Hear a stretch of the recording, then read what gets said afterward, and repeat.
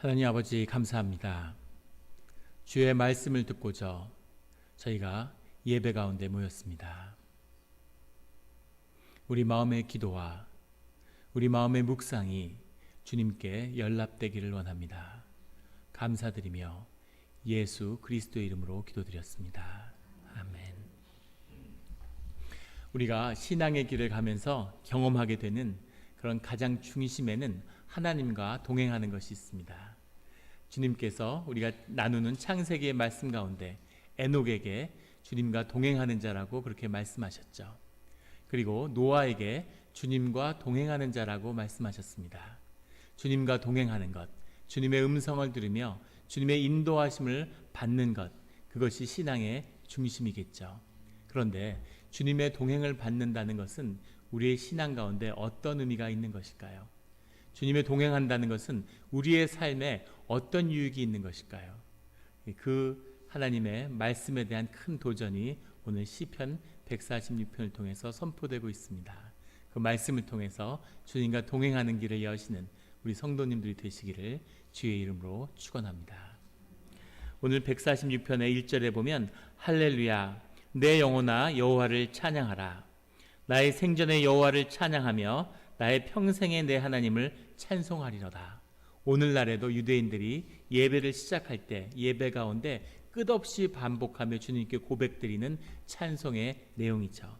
주님에게 찬송하라. 내 영혼아 여호와를 찬양하라. 정확한 원뜻은 나는 주님을 찬송하는 자리에 서겠습니다 라고 하는 고백입니다. 주님을 찬송하겠습니다.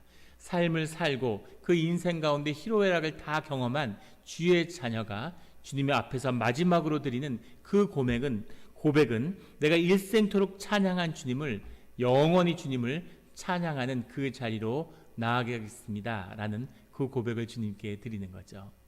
늘 주님께 찬송하는, 찬양을 올리는 우리 성도님들이 되시기를 주의 이름으로 축원합니다. 주님을 만난다고 하는 것, 주님과 함께하는 것에 이 기쁨을 이렇게 고백드리고 있는 거죠. 주님은 우리가 새벽에 나오는 에스겔의 말씀을 통해서, 그리고 수요 집회마다 나누고 있는 창세기의 말씀을 통해서, 그리고 지난주까지 나누었던 욥기의 말씀을 통해서 우리에게 이 성경에 흐르는 거듭된 주님의 두 가지 말씀을 전하고 있습니다. 하나는 슈브라고 하는 말씀이죠. 돌아와라 하는 뜻입니다. 돌아와라. 잃어버린 탕자에게 아버지가 돌아오라고 이야기하는 거죠. 쥐염 열매를 먹으며 노예로서 종으로 살아가고 있는 이 귀한 아들, 존귀한 아들을 종이 되어서 거리를 유랑하는 아들에게 돌아오라고 주님이 계속 말씀하고 계시는 겁니다. 또 하나는 고멜이라는 말로 전해지는 하늘의 유업을 받으라는 거죠. 하나님이 주의 자녀에게 주시는 축복과 하늘의 유업이 있는데 그것을 회복하고 그것을 받으라는 겁니다. 그 에스더의 말씀에 증거하는 것처럼 이방의 여인을 통해서라도 하나님의 유업이 끊어져서는 안 되고 그 유업을 회복하고 찾아야 하는 주님이 주시는 그 축복이 우리 가운데 있다는 거죠. 하나님이 동행하는 자에게, 하나님의 음성을 듣는 자에게 하나님이 그 축복을 허락하고 그 축복을 얻을 자를 간절히 기다리고 계신다는 겁니다. 그런데 왜 하나님이 주시는 축복을 얻지 못할까요? 왜 주님이 주시는 음성을 듣지 못할까요? 왜 주님의 말씀이 계속해서 예배 가운데 선포되는데 그 말씀에 동행하는 삶을 우리는 살 수 없는 것일까요? 그것이 시편의 기자가 우리에게 주는 도전이고 하나님이 주시는 말씀의 도전입니다. 오늘 3절의 말씀에 보면 귀인들을 의지하지 말며 도울 힘도 없는 인생도 의지하지 말지니, 인생을 다 산 그 끝에서 귀인과 사람을 의지하지 말라는 그런 고백을 하고 있는 거죠. 프란츠 카프카라고 하는 체코가 낳은 20세기 최고의 작가 중에 한 명이고 근대 문학을 상징하는 그런 작가인 프란츠 카프카의 대표작 변신이라고 하는 책이 있습니다. 영어로는 트랜스포메이션이라는 제목으로 번역이 되어 있죠. 그 변신에 보면 그 주인공 그레고리 잠자는 그 프란츠 카프카처럼 체코의 그 프라하의 한 도시에서 살고 있죠. 카프카도 보험회사의 직원으로 살면서 많은 명절을 남겼습니다. 그런데 이 변신에 나오는 주인공 그레고리 잠자, 오랜 세월이 지나도 그 주인공의 이름을 잊을 수 없는 건 깨어있는 게 아니라 잠자기 때문이죠. 잠자예요. 잠자리도 아니고. 이 그레고리 잠자가 의류회사의 직원으로 그렇게 직장 생활을 하면서 자기 여동생과 부모님을 모시고 부인과 아이들과 함께 살아가고 있는 거죠. 어느 날 하룻밤이 지나고 나니까 스스로 벌레로, 곤충으로 변해 있는 자기 자신을 보게 됩니다. 큰 충격에 빠지게 되죠. 벌레로 변해버린 자기 자신의 모습을 받아들이는 게 어려운 거죠. 벌레로 변한 다음에 가장 먼저 경험하게 되는 일은 직장에서 잘리는 일이었습니다. 벌레가 돼서 더 이상 일할 수 없는 거죠. 벌레가 돼서 사니까 온 가족들과의 관계가 모두 단절되어 있다는 것을 알게 됩니다. 열심히 돈을 벌어오고 가족을 위해 살았는데 가족들은 벌레가 돼버린 자신을 돌아보지 않죠. 여동생이 밥을 갖다 주고 자기를 보살펴 주지만 뭔가 애정이 있어서 긍휼히 여기는 마음이 있는 게 아니라 오빠니까 할 수 없이 밥을 갖다 주지 곤충, 벌레의 모습을 보고 끔찍히 싫어합니다. 부인은 자식을 돌보느라 이제까지는 남편이 돈을 벌었는데 이제는 돈이 없으니까 가족들이 같이 어머니가 아버지가 돈을 벌러 나가니까 아무도 이 주인공 잠자를 돌봐주지 않는 거죠. 초라하고 한없이 비참한 삶의 자리에 있는 이 그레고리 잠자의 운명, 이것에 많은 사람들은 시대를 떠나서 공감을 갖게 되는 거죠. 아마 살면서 이런 경험들을 하셨을 겁니다. 이민의 사회에 와서 살면서 스스로 벌레로 변한 것 같은, 내 자신은 존귀하고 내 자신은 사람으로서의 존귀함을 가지고 있는데 벌레 같은 취급을 받고 벌레처럼 살아가는 거죠. 생존이 삶의 목표가 되어버린, 살아남는 것도 쉽지 않은, 손님들이 구박을 하고 영어를 못하고 아시아인이라는 이유로 손님에게 구박을 당해서 너무 속상해서 혼자서 울었다고 하는 그런 고백들을 듣습니다. 삶의 자리 가운데 나는 존귀한 존재인데, 나는 의미 있는 존재가 되고 싶은데 삶의 자리에서 경험하는 것은 벌레 같은 취급을 받는 그런 자신의 모습인 거죠. 가족들이 하나가 되고 마음을 통해서 같이 살아가고 싶었는데, 그런데 알고 보니까 결국은 돈을 벌어오는 그 필요에 의해서 같이 뭉쳐서 살아가고 있는 것일 뿐, 이해받고 서로 삶이 깊이 연합된 그 무엇도 가족 가운데 찾을 수 없는 거죠. 그것이 현대인들이 경험하는 우리 자신의 모습이라는 거죠. 나는 존귀한 존재인데, 나는 귀한 사람이고 싶은데 결국은 벌레와 같은 대접을 받는 그런 존재에 지나지 않는 그 고백이 오늘 이 3절에 나오는 귀인들을 의지하지 말며 도울 힘이 없는 인생도 의지하지 말지니, 세상에 그 무엇도 의지할 것이 없는 그런 자기 자신의 모습을 보게 되는 겁니다. 내 자신을, 나를 존귀한 자로 보며 이 삶의 마지막에서 나 자신을 하나님의 형상에 따라 만든 소중한 소명을 받은 자라고 그렇게 말해줄 수 있는 사람이 누가 있겠습니까? 이렇게 하나님께 의지하며 하나님께 나아가고자 하는 그 마음이 우리 가운데 있는데 우리는 왜 하나님을 경험할 수 없을까 하는 거죠. 과학이 현상이라는 것을 분석해 줍니다. 과학은 철저히 현상, 우리의 삶이 경험하는 그 현상의 자리, 보이는 자리, 그것이 무엇인지를 우리에게 설명해 주죠. 그런데 과학의 의식이, 과학주의가 우리를 사로잡으면서 마치 현상이 삶의 전부인 것처럼, 세상의 전부인 것처럼 착각하게 만들죠.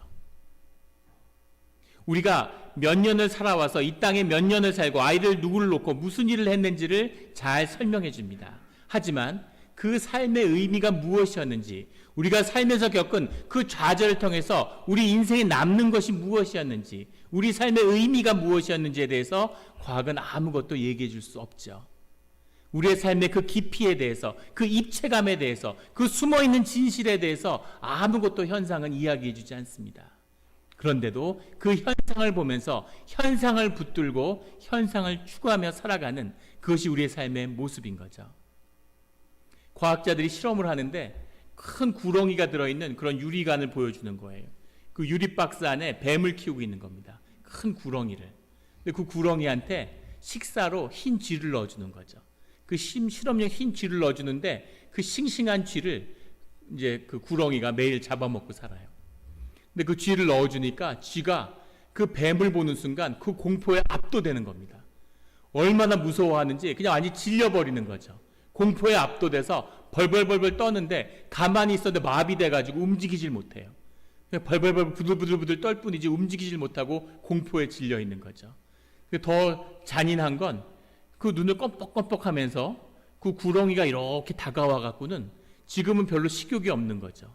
음식이 들어왔으니까 옆으로 이렇게 가서 한번 혀를 낼름하고 또 반대로 고개를 이렇게 돌려서 한번 낼름하고 살았나 죽었나 상태를 한번 본 다음에 다시 돌아가서 눈을 껌뻑껌뻑하고 먹지 않고 보고 있는 거예요. 그런데 쥐는 공포에 떨고 있는 거죠. 너무 보기에 딱한 그런 것을 다큐멘터리에서 봤습니다. 그런데 그 공포에 질려서 숨도 제대로 못 쉬는 그 생쥐 앞에 땅콩을, 너트를 그 안에 넣어주는 거죠. 너트를 넣어주면 쥐가 얼마 전까지 공포에 질렸던 쥐가 그 너트를 먹으려고 막 돌아다니기 시작하는 거예요. 너트를 하나, 두 개 던져줄수록 그 너트를 먹다가 나중에는 뱀의 그 몸체에다가 이렇게 땅콩을 하나씩 놓는 거죠. 그리고 제일 위에 머리 위에다가 하나를 놔둬요. 그러면은 그 친쥐가 막 뱀의 몸통을 따라서 돌아다니다가 그 머리 위에 가서 딱 엎드려가지고 너트를 먹고 있는 겁니다. 심지어는 그 쥐를 다른 관에다 옮겨서 옆에 있는 유리상자에 두고 이쪽 유리상자에다 관을 연결한 다음에 뱀이 있는 상자에다가 너트를 넣어주는 거죠. 그러면은 쥐가 어떻게 할까요? 그 너트를 먹기 위해서 이 상자를 넘어갑니다. 뱀이 있는 곳으로 가는 거죠. 너트를 먹어야 되니까. 또 다른 다큐멘터리에서 봤는데 아마존에 밀림의 투어를 하는 겁니다. 그 투어 하는데 아마존의 밀림에 악어들이 득실득실해요. 큰 악어들이 이렇게 있는 거죠. 관광객들한테 그 악어가 좀 이렇게 움직이고 입도 쩍 벌려주고 이러면 좋잖아요. 근데 전부 다 졸기만 할 뿐 아무도 반응 없이 가만히 있는 거죠. 먹는 걸 좀 보여줘야 되는데 생닭 같은 걸 던져주면 막 악어들이 먹으려고 막 몸부림치잖아요. 그런데 닭값이 아까운 거죠. 사람들이 얼마나 영악하고 악합니까? 닭을 갖고 가는 게 아니라 감자를 가져가서 감자를 무태다 던져주는 거예요. 그럼 숲속에 있는 멧돼지들이 감자를 먹기 위해 강가로 나옵니다. 멧돼지들과 이 악어들이 마주보고 있는데 악어들 그 강에 들어가면 죽는 거죠. 근데 이 무태 던지던 감자를 강가에다 이제 던지는 거예요. 그러면 멧돼지가 어떻게 할까요?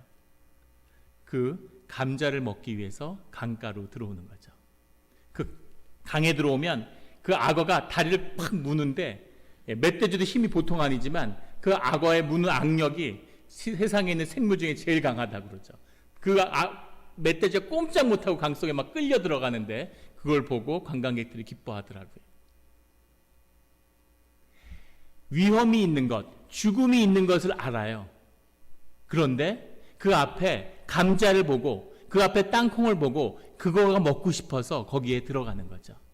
죽음의 공포를 잊어버리는, 눈앞에 있는 그 이익을 추구하며 살아가는 그 모습을 보면서 사람도 쥐하고 다를 게 없구나 하는 걸 생각이 들었습니다. 어차피 죽는 건데 땅콩이라도 먹으면서 잠시 공포를 잊으면 그게 좋잖아. 만약에 죽음이 마지막이라면, 죽음이 삶의 끝이라면 그것도 의미가 있겠죠.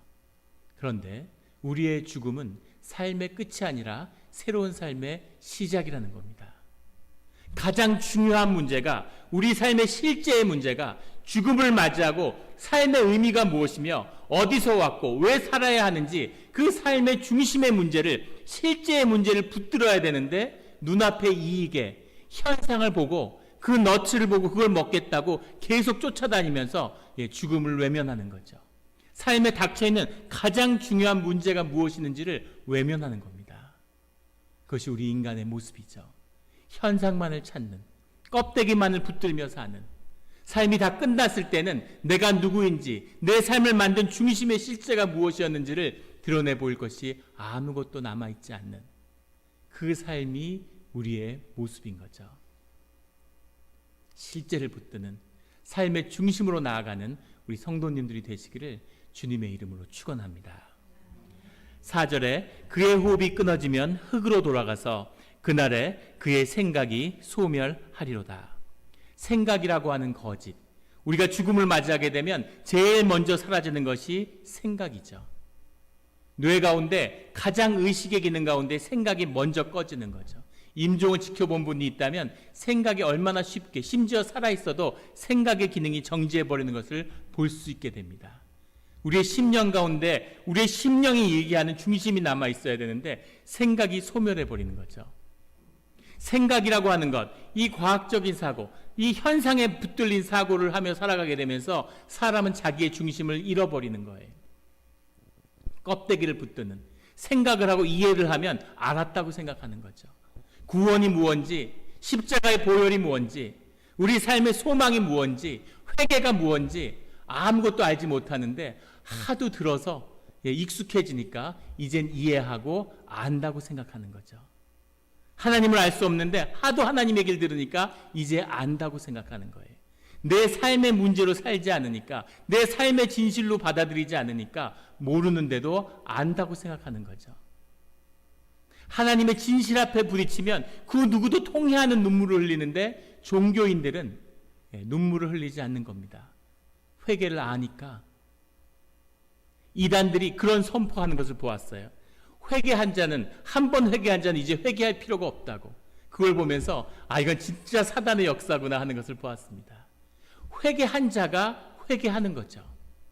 회개라고 하는 것은 내 삶의 방향을 세상에서 주님 안으로 옮긴다는 뜻입니다. 내 삶이 세상을 향해 나아갔는데 이제 주님을 향해 나아가는 삶으로 돌린다는 거죠. 주님을 향해 나아가는 삶의 자리에 쓴 사람은 스스로 자신의 죄를 발견하게 됩니다. 회개가 나오는 거죠. 통회하는 심령이 되는 거죠. 주님 앞에 회개하고 회개함으로 나아가요. 싸구려 복음이 범람하고 종교의 지식이 쌓여서 하나님이 우리를 사랑하고 용서하신다는 걸 알아요. 하나님이 우리를 용서하고 사랑하시면 뭐합니까? 우리가 회개하지 않는데 용서가 우리 삶에 무슨 의미가 있겠어요? 진실의 아픔이 없는데 하나님의 용서가 우리의 무엇을 바꿀 수 있겠습니까? 20년, 30년 복음을 듣고 복음이 선포되지만 그것은 내 삶하고 아무 상관이 없는, 내 생각으로 왔다가 생각으로 나가는 그런 말일 뿐인 거죠. 말씀의 위력이 전혀 없는 아무 무기력한 그런 삶의 자리에 있는 겁니다. 그 생각이 소멸하는 때가 온다는 거죠. 내 중심이 무엇인지, 내 중심의 진실이 무엇인지가 드러나는 그 삶의 때가 왔을 때 그 가운데 주님을 찬양하는 그런 우리 성도님들이 되시기를 주의 이름으로 축원합니다. 5절에 야곱의 하나님을 자기의 도움으로 삼으며 여호와 자기 하나님에게 자기의 소망을 두는 자는 복이 있도다. 그 진실에, 마음의 진실의 소망을 주께 두는 자, 그 자에게는 하나님의 복이 함께한다는 거죠. 이것이 진실한 삶이고, 이것이 생명이고, 이것이 우리가 살아있는 의미이며 살아가는 소망입니다. 6절에 여호와는 천지 바다와 그 중에 만물을 지으시며 영원히 진실함을 지키시며, 하나님을 만나는 자는 그 중심에 진실함을 보게 되는 거죠. 우리가 말씀을 나눌 때마다 기도드리는 우리의 입술의 기도와 우리 마음의 묵상이, 우리 마음의 기도라고 하는 것은 우리가 주님 앞에 고백하는 우리의 하나님을 향한 우리 사랑의 고백입니다.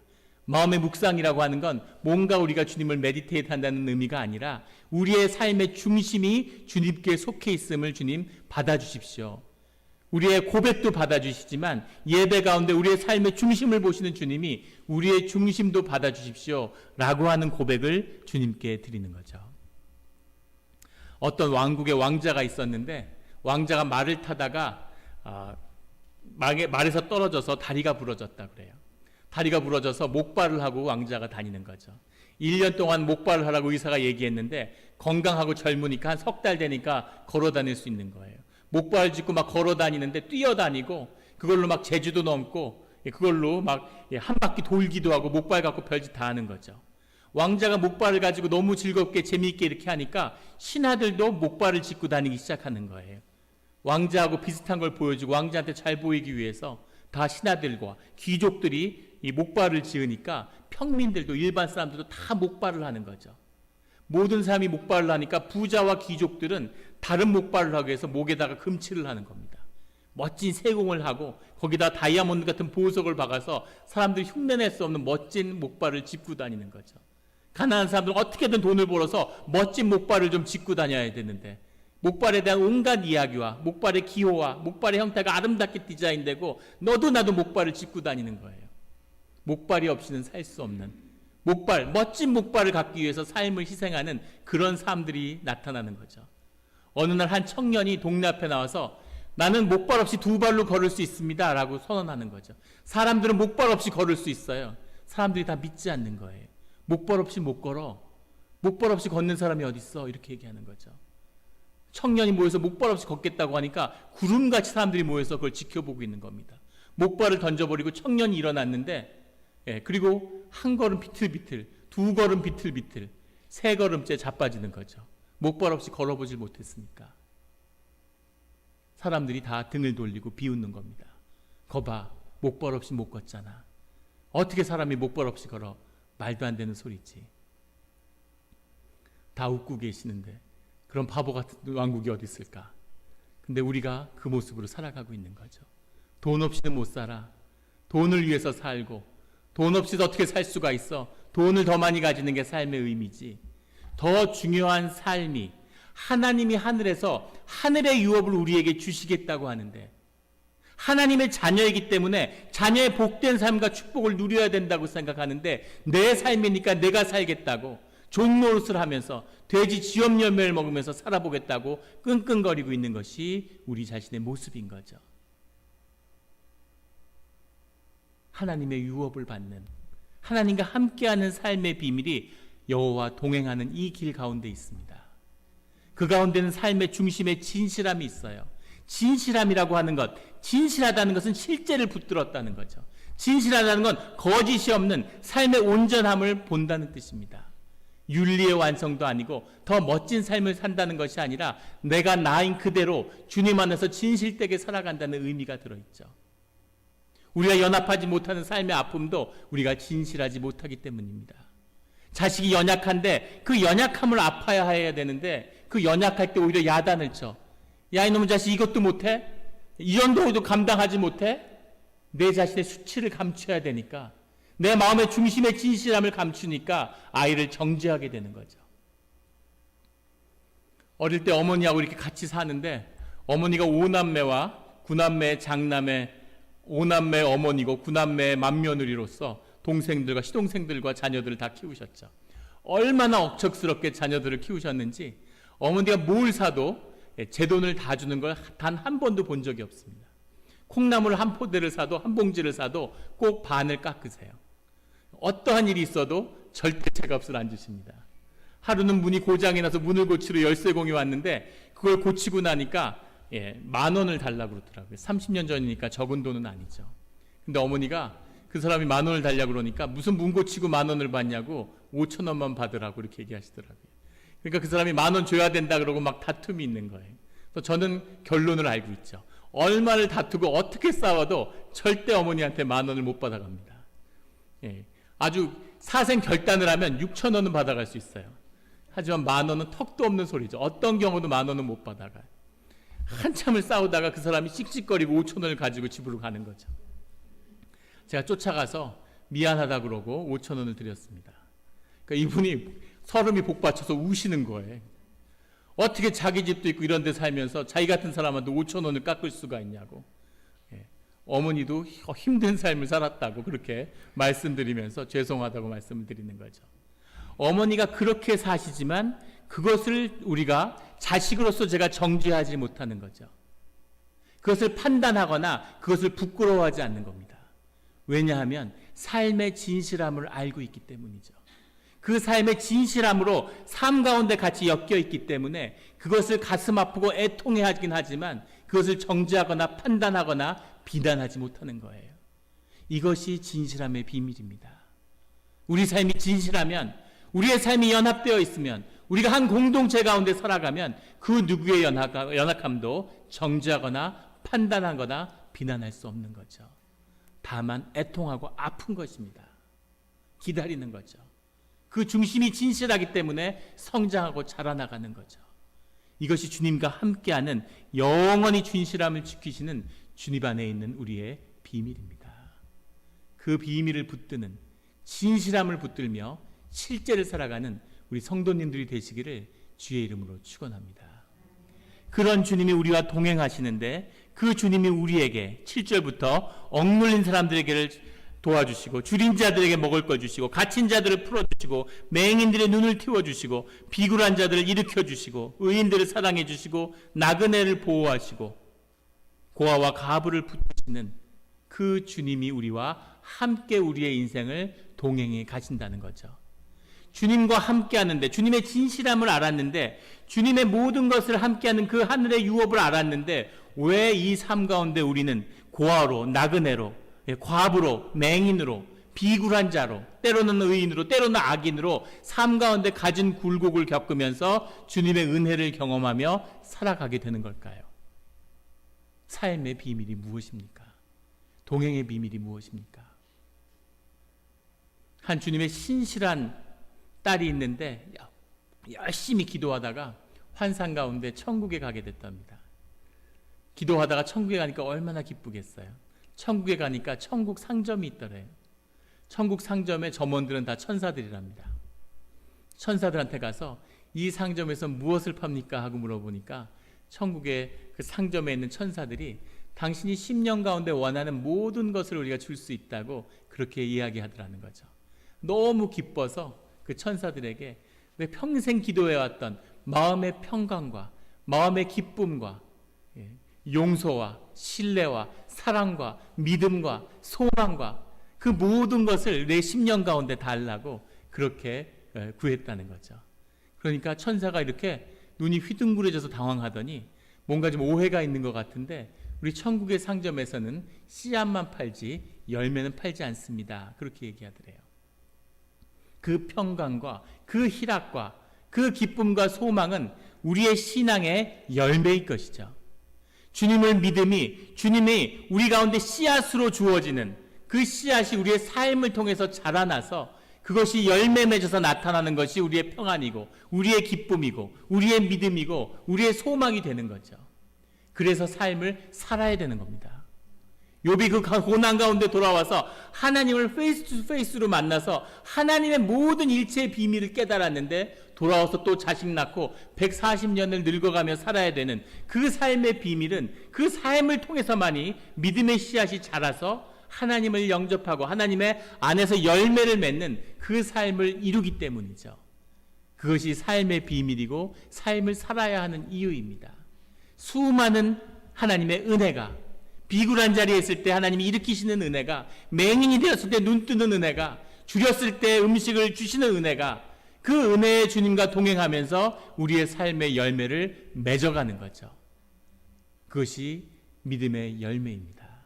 무슨 신비하게 하늘에서 믿음이 뚝 떨어져가지고 자고 나니까 어제까지는 안 믿어졌는데 오늘부터는 믿음의 용사가 됐어. 그것은 하늘에서 주어지는 축복이 아닌 것이죠. 씨앗을 주시는 거예요.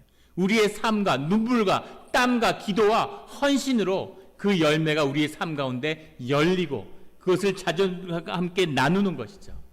그 진실함을 마주하게 될 때 사람이 사람을 죽이지 못합니다. 절대 죽이지 못해요. 생명의 섭리죠. 자신의 생명을 죽이지 않는 자는 상대방을 절대 죽일 수 없어요. 진실을 마주하면 삶과 삶이 하나라는 것을 보게 되기 때문이죠. 내가 죄를 지을 수 있겠습니까? 진실을 마주하는 자는 죄를 지을 수 없죠. 죄라고 하는 것이 우리의 묶임이고 우리의 삶을 어떻게 파괴하는지, 내가 죄를 지면 그 죄의 첫 번째 희생자가 내 자녀가 된다는 것을 보는 자들은 결코 죄에 나갈 수가 없는 겁니다. 그 거짓과 그 부분과 그 위선과 그 껍데기가 우리를 거짓된 삶으로, 교회를 30년 다녀도 종교의 삶으로 아무런 삶의 유익이 없는, 열매가 없는 삶으로 우리를 이끌고 있는 것이죠. 진실함을, 중심의 진실함을 만나는 우리 성도님들이 되시기를 주의 이름으로 축원합니다. 오늘 10절에 시온아 여호와는 영원히 다스리시고 내 하나님은 대대로 통치하시리로다. 하나님의 통치와 하나님의 임재가 우리 가운데 함께 한다는 겁니다. 한 수도원이 있는데 수도 원장님이 나이가 들어서 오늘날 하시는 거예요. 평생을 기도로 보냈는데 자신의 제자를 구하고 찾는 거죠. 늙음하게 들어온 제자 하나가 너무 사람이 깨끗하고 열심히 기도하고 하나님을 사랑하는 거죠. 그래서 그 제자를 눈여겨보고 항상 격려하며 함께 기도했습니다. 하루는 그 제자가 이렇게 스승을 찾아온 거예요. 스승이 제자를 불러서 뭐라고 얘기하냐면, 야, 너가 참 그렇게 기도하면서 오랜 시간 하나님을 섬겨왔는데, 그런데 너에게 전해줄 비밀이 있다, 이렇게 얘기하는 거죠. 그 비밀은 무엇이냐면 천국의 비밀이고 기도의 비밀인 거죠. 그 수도원에는 비밀의 기도문이 있는데, 이 기도문으로 기도를 하면 하늘문이 열리고 지복을 이 땅에서 누리게 되는 그 비밀이 그 기도문에 있다는 거죠. 그래서 이 기도문을 너에게 비전으로 물려주겠다, 이렇게 이야기하는 겁니다. 그러면서 한 가지 네가 명심해야 될 게 있는데, 이 기도문은 수도원의 비밀로 너만 간직해야지, 이 비밀을 다른 데 가서 이야기하면 너는 출교당하고 다시는 수도원에 돌아올 수 없게 된다, 그렇게 얘기해 주는 거죠. 그리고 그 비밀의 기도문을 알려줬습니다. 네가 이 비밀의 기도문을 받겠느냐? 제자가 받겠다는 거죠. 그래서 비밀의 기도문을 전해줬습니다. 이 비밀의 기도문을 듣자마자 제자가 동네로 뛰어나가서 마을의 장터에 가서 사람들을 모아놓고 그 기도문을 소리를 들어서 고래고래 그 기도를 하는 거예요. 만나는 사람마다 그걸 알려주고 만나는 사람마다 기록하고 시장의 담벼락에다 기도문을 다 써가지고 오고 가면서 볼 수 있도록 세상에 그것을 다 알려주고 저녁에 돌아온 거죠. 그리고 수도 원장한테 나가서, 스승님, 제가 스승께서 주시는 기도문을 세상에 나가서 다 얘기해 버렸습니다. 저는 이제 출교를 당해야 될 것 같습니다 하고 이야기하니까 그 스승이 그 제자를 보고 빙그레 웃으면서, 그래, 이 수도원은 네가 이제 맡아서 이끌면 되겠구나 하고 마지막 숨을 거두었다는 거죠. 하늘의 비밀을 아는 자는 그것을 가지고 세상에 나갈 수밖에 없습니다. 하늘의 주심을, 하나님의 중심의 마음을 만난 자는 헌신하고 희생하는 삶으로 나아갈 수밖에 없는 거죠. 그것을 그 밖에 있는 사람들이 보고 희생이라고 얘기하는 거죠. 나에겐 기쁨이고 나에겐 소망이고 나에겐 살아갈 이유가 되는데, 너무나 즐겁고 좋은 일인데 그것을 모르는 자리 보기에는 어리석고 바보 같고 희생과 봉사의 삶으로 보이는 거죠. 교회에 나가서 헌신하고 교회를 위해서 봉사하는데 세상의 사람들은 그것을 이해하지 못하는 거죠. 그 소명과 그 기쁨과 그것이 무엇인지를, 천국의 소망을 보는 자들에게는 이런 작은 일로 이런 큰 기쁨을 주시다니 하는 감사함으로 나오는 거죠. 모르는 자들의 눈에게는 세상에 어리석고 저런 희생을 왜 할까 이해할 수 없는 그런 삶이 되는 겁니다. 이것이 천국의 비밀이며 하나님의 통치의 비밀이며 주님과 동행하는 삶의 비밀이죠. 하나님과 동행하는 삶을 선택하시겠습니까? 삶의 껍데기를 버리고 중심의 실제를 붙들고 살아가는 실제의 삶을 살아가시겠습니까? 그 삶을 통해서 주님의 큰 축복이, 하늘의 유업이 주님께 돌아오는 삶이 이루어지기를 예수 그리스도의 이름으로 축원합니다. 기도드리시겠습니다.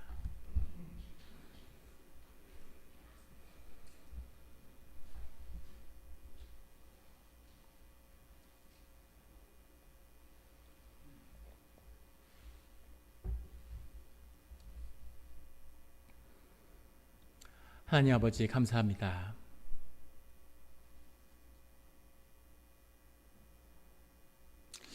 하나님을 믿는다고 고백하고 하나님과 함께 하겠다고, 하나님을 위해서 헌신하겠다고 교회를 열심히 다녔는데 왜 삶 가운데 주님이 주신 축복이나 열매가 없는 것인지, 그것이 늘 힘들고 어려웠습니다. 때로는 종교의 거짓에 알고도 속아서 이런 게 기독교고 이런 게 교회지, 뭐 별게 있나, 뭐 특별한 게 있나, 그런 식으로 자신을 속이고 돈을 쫓으며 아니라고 편안한 삶을, 더 편안하고 더 안연한 삶을 살기를 원했습니다. 자식을 세상에 내어주고 내 삶을 세상에 갖다 팔면서 때로는 벌레같이 느껴지고 벌레 같은 대접을 받으면서 그래도 살아있으니까 그래도 살아야 되니까 라는 그런 마음으로 정말 비참하지만 살아왔습니다. 주님.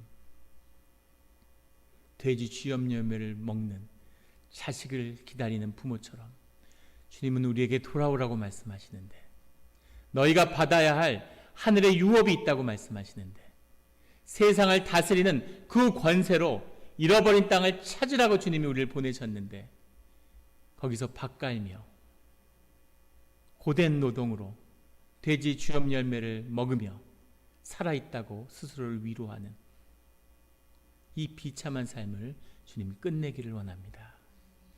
주여 아버지, 진실을, 실제를 붙잡게 하여 주시옵소서. 주님과 동행하게 하여 주시옵소서. 에고의 목을 꺾으며 우리의 육신과 함께 꺼져버리는 자의 거짓된 껍질을 벗어버리고 진실한 나를 주님이 바라보시는, 주님과 함께하는 나로 살아가게 하여 주시옵소서. 주여 아버지, 오직 주님만이 하실 수 있는 일이심을, 십자가의 보혈과 십자가의 능력이 우리의 참된 삶을 인도하고 계심을 우리에게 보여주시니, 그것을 위해 주님이 피 흘려 주셨으니 감사합니다. 주님을 선택하며 주님께 나아가는 우리가 되겠습니다. 감사드리며 예수 그리스도의 이름으로 기도드렸습니다.